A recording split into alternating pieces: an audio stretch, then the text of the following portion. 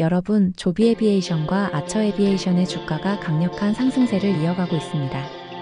보유하고 계신 분들께는 정말 반가운 소식이 아닐까 싶은데요. 이전에는 두 기업의 주가가 단기적인 호재에 따라 움직였다면 지금의 동반 성장 흐름은 약간 다른 양상을 보여주고 있습니다. 이들의 주가 상승에는 과연 어떤 요인들이 숨어 있을까요? 최근 발표된 리드엠의 긍정적 전망은 두 기업의 주가 상승과 이로 인한 시가총액 증가에 중요한 역할을 했는데요. 리드엠은 조비 에비에이션의 주가가 $5대에 머물던 시점에 목표 주가를 $8로 상향 조정하며 시장의 기대감을 크게 끌어올렸죠.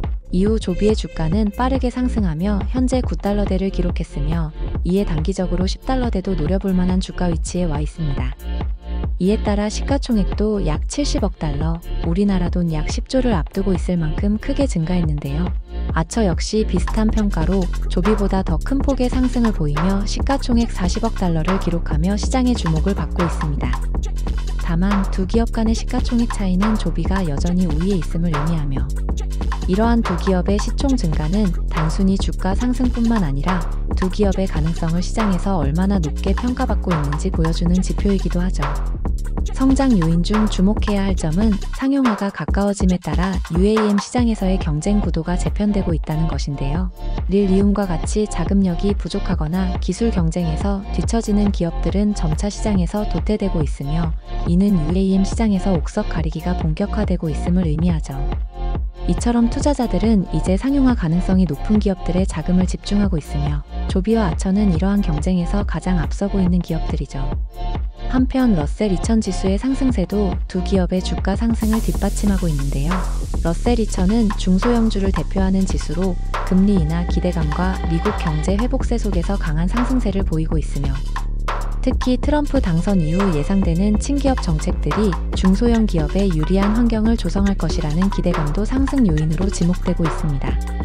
내년에 들어설 트럼프 정부 2기의 강력한 리쇼어링 정책도 중요한 변수로 작용하고 있는데요.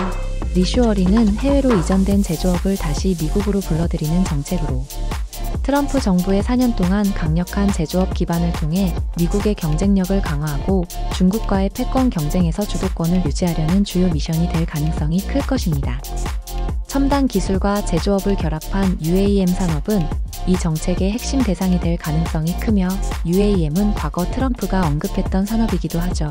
두 기업이 미국 내 제조 기반을 확장한다면 지역 경제 활성화와 일자리 창출에도 크게 기여할 것이며 이러한 정책은 두 기업의 경쟁력을 높이는 또 다른 요소로 작용할 전망입니다. 마지막으로 두 기업은 글로벌 시장에서도 활발한 활동을 이어가고 있는데요.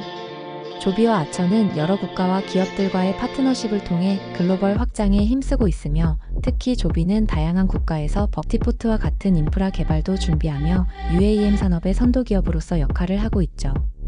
이러한 글로벌 확장은 UAM 산업이 향후 규모의 경제를 실현하는 데 중요한 요소로 작용할 것입니다.